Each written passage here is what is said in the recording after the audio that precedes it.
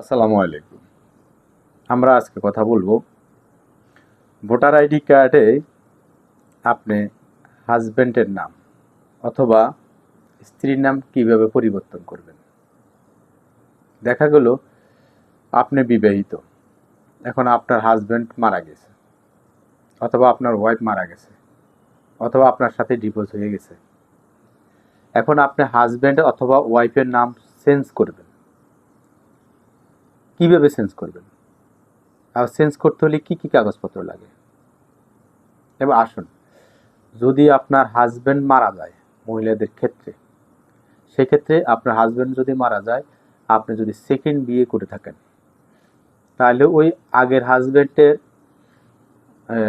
মৃত্যুর সনদ যদি না থাকে তাহলে সেটা দিবেন। আর যদি না থাকে তাহলে যে কবরস্থানে দাফন করছেন ওই কবরস্থানের কাগজটা দিয়ে আপনি অ্যাপ্লাই করবেন। এবং নতুন হাজবেন্ডের যার সাথে আপনার বিয়ে হয়েছে তার ভোটার আইডি কার্ডের ফটোকপি এবং কাবিননামাটা এন্ট্রি দিবেন।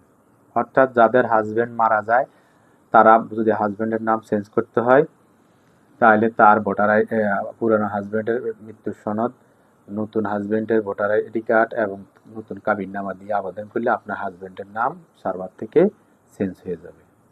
এবার আসুন, পুরুষের ক্ষেত্রে সেম, যদি ওয়াইফ মারা যায় ওয়াইফের ডেথ সার্টিফিকেট এবং নতুন বিয়ে করলে আপনার তার ম্যারেজ সার্টিফিকেট এবং তার ভোটার আইডি কার্ড দিলে হাজবেন্ডের নাম। যদি ডিভোর্স হয়, স্বামী স্ত্রী বা পুরুষ এবং মহিলার ক্ষেত্রে যদি ডিভোর্স হয়, তো ডিভোর্সের ক্ষেত্রে আপনি কিভাবে আবেদন করবেন সেটা হচ্ছে, যদি মহিলা হন তাহলে পূর্বের স্বামীর ডিভোর্স লেটার এবং বর্তমান স্বামীর সাথে যে আপনার বিয়ে, যার সাথে এখন বিয়ে হয়েছে তার কাবিননামা অথবা ম্যারেজ সার্টিফিকেট দিয়ে আবেদন করবেন এবং সাথে তার ভোটার আইডি, বর্তমান হাজব্যান্ডের ভোটার আইডি কার্ড দিয়ে দেবেন।